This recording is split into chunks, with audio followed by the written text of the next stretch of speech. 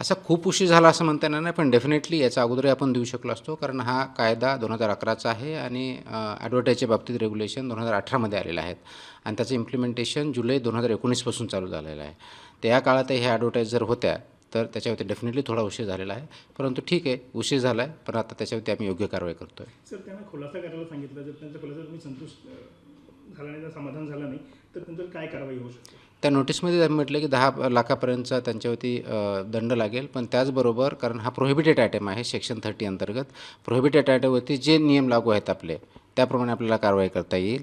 Number 1. Number 2, कारण तो unsafe पण आहे हे प्रूव्ह झालेलं आहे, म्हणूनच आपण ते प्रोहिबिट केलेलं आहे. मग अनसेफचे सेक्शन 59सुद्धा आपल्याला त्याच्यावरती कारवाई करता येईल.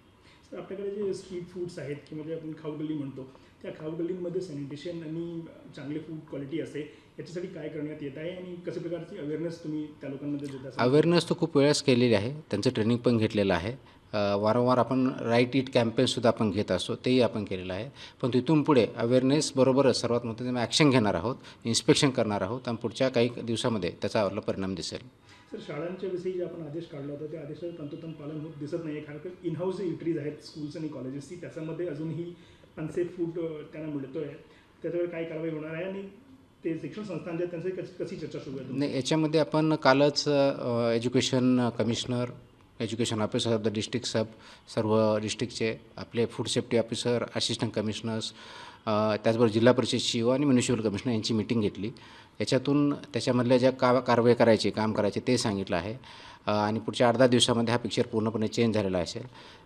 काही ठिकाणी होत नाही हे खरं आहे, पण ते पुढच्या 8-10 दिवसामध्ये कम्प्लायन्स होतील. त्याचबरोबर हे बघावं लागेल, खूप शाळांनी त्यांचे मेनू पण चेंज केलेले आहेत, त्यांचं इम्प्लिमेंटेशन सुमोटो चालू आहे आणि स्कूल्स आणि पेरेंट्स दोघांकडून खूप चांगल्या प्रकारचा प्रतिसाद आहे. जे काही कम्प्लायन्सेस 10-20% होत नाहीत ते आपल्या पुढच्या काळात झालेले दिसतील. सर, ज्या प्रकारे मी बघितलं की काही दिवस पूर्वी काही औषध कंपन्यांवर कारवाई झाली होती, त्यांचं असं म्हणणं आहे की एकतर्फी कारवाई करण्यात आली, त्यांना त्यांचा पक्ष आणि बाजू मांडायला औषध त्यांना दिली नाही, अत्यंत हे जे बोलत आहेत चुकीचं बोलत आहेत, कारण आपण पूर्णपणे ड्रग अँड कॉस्मेटिक ॲक्ट 1940 आणि त्याच्या अंतर्गत रूल्स याच्यानुसारच कारवाई करतो. आपण जे रिकॉल ऑर्डर केल्या होत्या, कारण त्याच्यामध्ये मिसलिडिंग होतं आणि ते प्रॉडक्ट लायसन्स केलेलं आहे FDA गुजरातकडनं. ते FDA गुजरातकडून आम्ही त्यांचे काय लायसन्स दिले होते, कोणते दिले होते हे मागितलेलं आहे. त्यांच्याकडून आल्यानंतर पुढची कारवाई करता येईल. ज्यांची कारवाई केली ते डेफिनेटली आपण नियमानुसार केलेली आहे आणि प्रोसेस फॉलो करून केलेली आहे. सर, पुण्याची गुरु नानक स्वीटबद्दल जे कालचा आदेश आहे त्याच्यावर तुम्ही काय म्हणाल?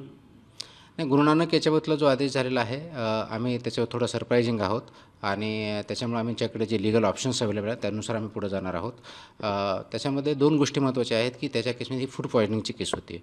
ज्यांनी तो स्वीट्स खाल्ले होते ते हॉस्पिटलाइज झाले होते. त्याचबरोबर त्यातला सॅम्पल रिपोर्ट पण आपल्याकडे आलेला आहे आणि त्याच्यामध्ये तो अनसेफ आलेला आहे. ह्या दोन्ही गोष्टी आहेत, याचाच अर्थ ते अनसेफ फूड होतं, म्हणून अशा केसमध्ये जी आम्ही कारवाई केलेली अत्यंत बरोबर आहे.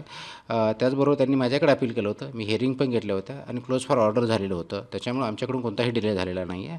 परंतु आता कोर्टाचे आदेश आल्यानंतर वाचू आणि त्याच्यानंतर लिगल जो रिकोर्स आहे तो आम्ही वापरू. सर, बाजू मांडायला कुठे कमी पडले तर हायकोर्टाला तुम्हाला वाटते?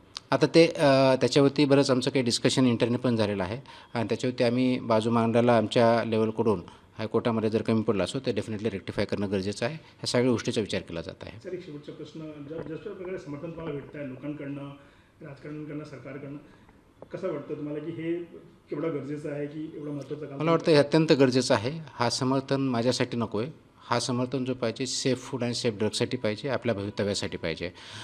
भारताला आपण ज्यावेळेस आपल्या देशाला किंवा समाजाला पुढे न्यायचं म्हणतो तर स्वस्थ नागरिक असल्याशिवाय ते होणार नाही आणि स्वस्थ नागरिकाची पहिल्यात सर्वात महत्त्वाची गोष्ट म्हणजे जे अन्न आहे ते सुरक्षित पाहिजे, औषध आहेत ते सुरक्षित पाहिजे.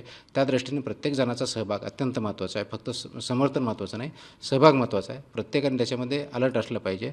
चुकीच्या गोष्टी होत असेल तर आमच्या पोर्टलवरती कंप्लेंट करायची आहे आणि जिथं कुठे काही मदत लागत असेल ते आम्ही द्यायला तयार आहोत. सर्वात महत्त्वाची गोष्ट की सेल्फ कम्प्लायन्स वाढणं गरजेचं आहे. जे FBOs आहेत, लायसन्सेस आहेत, त्यांनी स्वतःहून सगळ्या नियमांचं जर पालन केलं तर FDAला कारवाई करण्याची वेळ येणार नाही आणि ती वेळ आणणं हे आपल्या सर्वांच्या एकत्रित प्रयत्नातून होऊ शकतं.